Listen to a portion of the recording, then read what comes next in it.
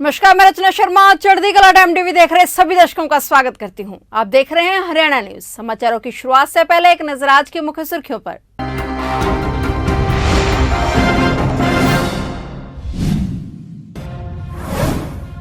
29 मई को सिरसा में होने वाली रैली होगी ऐतिहासिक। हरियाणा के बिजली एवं जेल मंत्री रणजीत सिंह चौटाला ने किया दावा।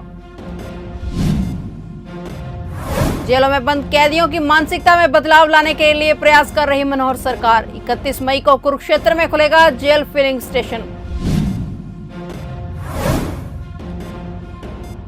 गुरुग्राम में कबाड़ के गोदाम में लगी भयानक आग, दमकल की 5 गाड़ियां मौके पर मौजूद।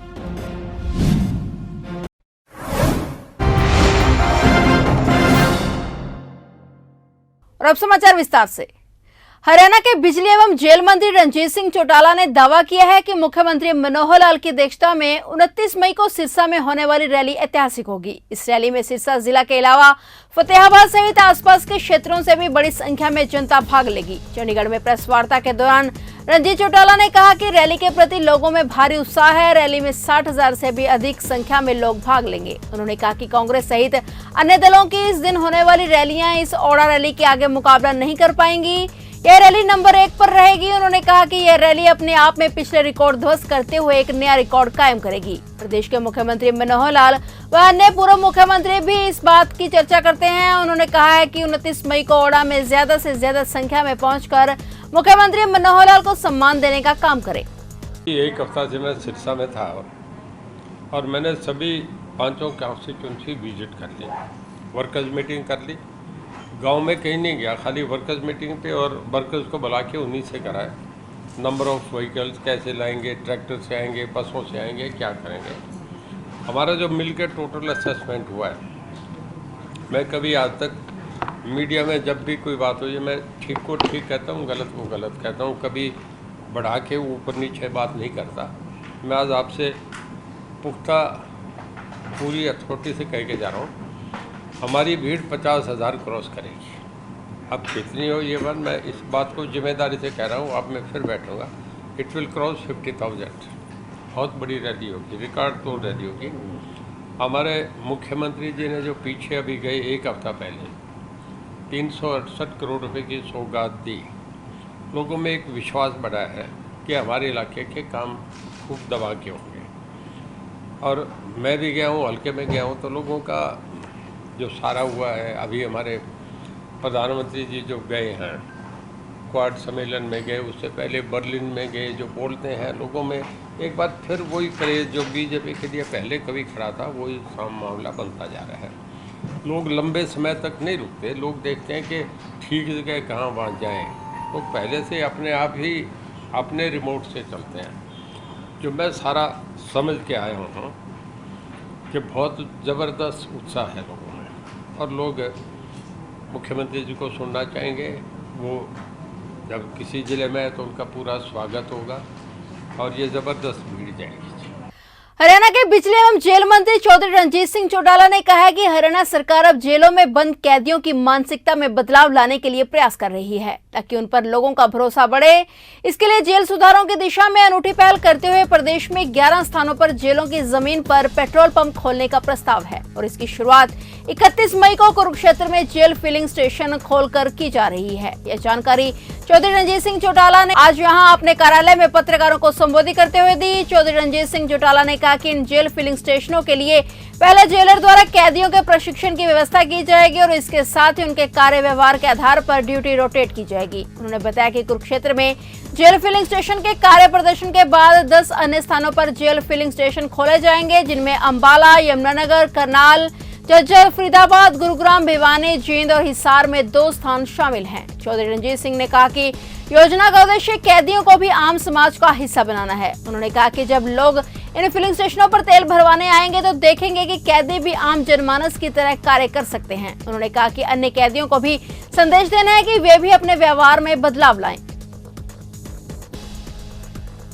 हरियाणा के करनाल में सूचना के आधार पर हरियाणा पुलिस ने 4 आतंकियों को गिरफ्तार किया था, जिसके बाद हरियाणा पुलिस लगातार इन आतंकियों से पूछताछ कर रही है। हरियाणा पुलिस की कस्टडी में मौजूद इन 4 आतंकियों को अब एनआईए ने अपने हाथ साथ ले लिया है और हरियाणा के गृह मंत्री अनिल विज ने इस बात की पुष्टि करते हुए बताया कि 4 आतंकियों को एनआईए को सौंप दिया गया है। विज ने कहा कि मामला राष्ट्रीय सुरक्षा से जुड़ा हुआ मामला है और इन आतंकियों की मल्टी स्टेट एक्टिविटी पकड़ी गई है, जो ये काफी लंबे समय से कर रहे थे। एनआईए द्वारा इस केस को हैंडल करने के बाद इनके नेटवर्क को भी तोड़ने में और सफलता मिल सकती है। उसमें हमारी हरियाणा पुलिस ने सारी काफ़ी तफ्तीश की है। अब उस केस को एनआईए ने अपने हाथ में ले लिया, क्योंकि जो राष्ट्रीय सुरक्षा से जुड़ा हुआ मामला होता है और इनकी मल्टी स्टेट एक्टिविटीज़ पकड़ी गई हैं। कई जगह पर इन्होंने एक्टिविटीज़ की हैं और काफ़ी लंबे समय से ये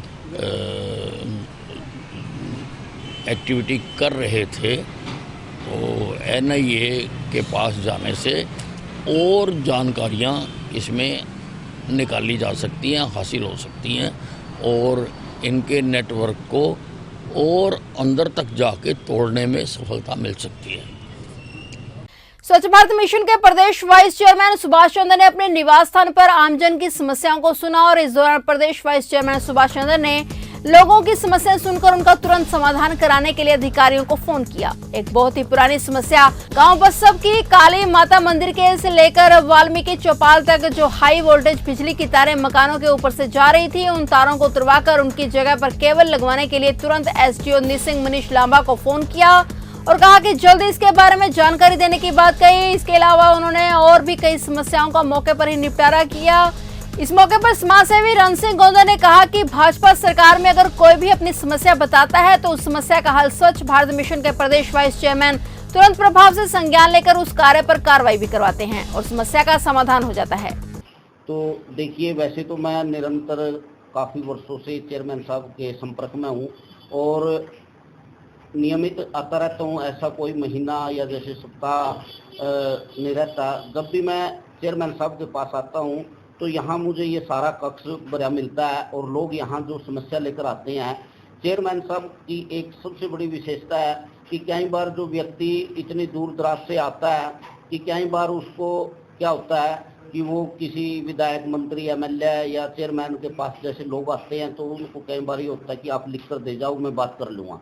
लेकिन अपने चेयरमैन साहब की प्रवृत्ति ऐसी है कि वो ऑन दी स्पॉट मौके पर ही जो शिकायत लेकर आता है, जिस भी संबंधित अधिकारी को चेयरमैन साहब तुरंत समाधान कराते हैं, उस पर फोन कर। समाजसेवी अमन आनंद ने आम आदमी पार्टी की नीतियों से प्रभावित होकर आम आदमी पार्टी का दामन अपने सैकड़ों साथियों से थाम लिया है। अमन आनंद ने बताया कि दिल्ली के मुख्यमंत्री अरविंद केजरीवाल और पंजाब के मुख्यमंत्री भगवंत मान की नीतियों से प्रभावित होकर उन्होंने आम आदमी पार्टी का दामन थामा। उन्होंने वार्ड नंबर 4 से अपनी दावेदारी ठोक दी है और कहा है कि यदि उन्हें पार्टी 4 नंबर वार्ड से इलेक्शन लड़ने के लिए मौका देती है तो वह पूरी निष्ठा और ईमानदारी से और पूरे कर्तव्य से जिम्मेदारी निभाएंगे। इस मौके पर दिनेश प्रताप साहिब रबारी हरियाणा आम आदमी पार्टी ने रामानंद को पार्टी ज्वाइन करवाई और उन पर अपना विश्वास दिलाते हुए कहा कि यह हमारे वार्ड नंबर 4 से भावी उम्मीदवार हैं। देखो, मैं आम आदमी पार्टी की नीतियों से काफी प्रभावित हूँ। जो काम करने का स्टाइल है वही स्टाइल है केजरीवाल जी का।